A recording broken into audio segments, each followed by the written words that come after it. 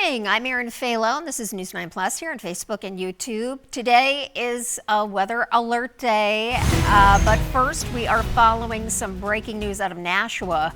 Fire crews are still battling a 6-alarm fire on Vine Street. Officials tell News 9 it started around 6:30 this morning. They say that 2 buildings are involved. One of them is an apartment building. We have a crew on the scene, and we will have the latest for you as soon as it comes in. And here is a live look in Meredith right now. They're seeing a lot of snow falling out there. Some parts of the state have seen several inches fall. Kevin Skrupa joins us. So, Kevin, what areas do you think we'll see about 10 inches pile up? I mean, the higher end of the range and maybe a stray 11 is going to be really difficult to tell. I suspect it will be an area up in elevation and those normal favorite areas, maybe a Washington and Alexandria, a Ringe. But it is really tough to tell down to the exact amount. What we do see is the general 5 to 10 inch accumulation away from the coastline and south of the White Mountains. And sure enough, that is where the winter storm warning is in effect all the way through this evening. Toughest travel will be at the height of this when it makes its closest pass during the afternoon and early evening. You can see the rain snow line well to our south, but there is a very warm ocean sitting right at the coastline, and that warmer ocean, any sort of onshore component to the wind, is likely going to set up a battle zone right at the coast, where we'll have what we call a coastal front, which it'll be rain to the east of it and heavier snowfall right to the west of it. Now, that rain snow line will likely move some through the day, so while temperatures hover around either side of 32, again, closer to the coastline, we're likely going to have limited amounts just because of that coastal front itself. Very tricky to exactly where that wanders through the day today, but you can see it stays at least into Rockingham County, while elsewhere, those darker blue shades you're seeing through the afternoon and evening are snowfall rates of over an inch per hour at times. It does settle down quickly after about 10 or 11 o'clock tonight, clearing skies overnight. Tomorrow, brisk wind, partial sunshine, temperatures in the 30s with the snow on the ground. Now, the clouds eventually take over again as we go into the day on Thursday, and there'll be a front approaching. A couple of snow showers or even an embedded squall is a possibility during the Thursday afternoon time frame. And what comes in behind that will be a bit of a shock to the system going into Thursday night all the way through Saturday morning. We're talking lows in the single digits and highs only in the lower 20s with sunshine on Friday.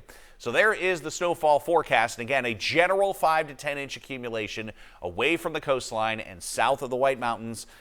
Higher elevations probably on the higher end of that range, while the lower elevations in the valleys will likely be on the lower end, especially closer to the coastline. Normal high this time of year is the lower 40s.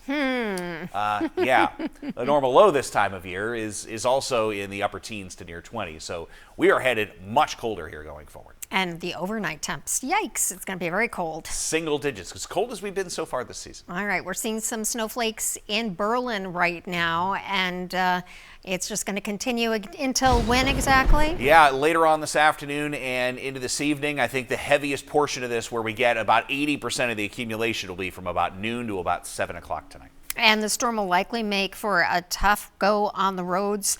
A live look at 93 in Hooksett for you right now. Officials say that you should clear all the snow and ice off of your car before you hit the road.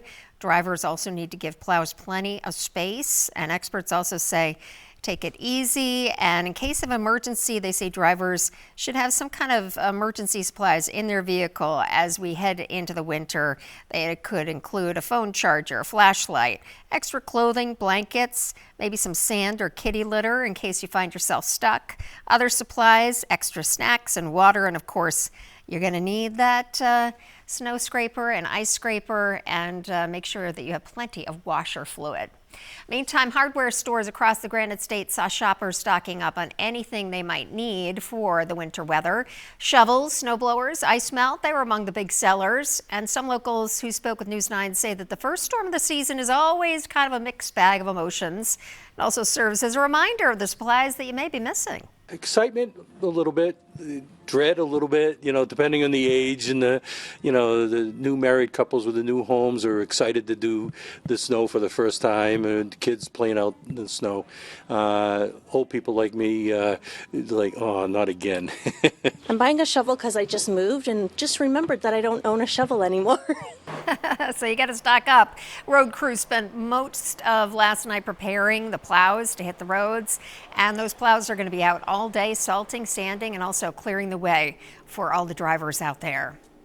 Fire officials say one person is dead after a fire at a home on Gage Street in Boscawen. The state fire marshal says at least 5 departments responded to that scene last night. Not yet clear if anyone else was hurt or what may have started that fire. Keys Hill Road in Pelham is back open this morning after a deadly crash. It happened yesterday afternoon near Castle Hill Road. Pelham police say the driver hit a utility pole. The 81-year-old driver later died at the hospital. Police say that the crash knocked out power to some homes in the area. A Northampton man is out on bail this morning after turning himself in for his alleged role in a hit and run in Exeter. Police say 23-year-old Daniel Kim hit some rocks and a parked car before leaving the scene on Ashbrook Road in November. He is facing several charges, including reckless operation. Rindge police are asking for your help while they look into road signs that were vandalized. Officials say several were taken out and spray painted. Unfortunately, the signs can't be cleaned due to their reflective coatings. They need to be replaced. If you know anything about what happened here, contact the Rindge Police Department. Housing advocates are sounding the alarm over policy changes at the federal level that could leave hundreds of people in New Hampshire homeless next year. The Department of Housing and Urban Development is reconfiguring how funds can be used for permanent housing programs. The National Alliance to End Homelessness says that New Hampshire is at risk of losing $6.4 million, and more than 400 people could end up homeless again as a result. So that's 406 people who are currently in permanent housing whose rental assistance and supportive services will be cut off when the current grants end.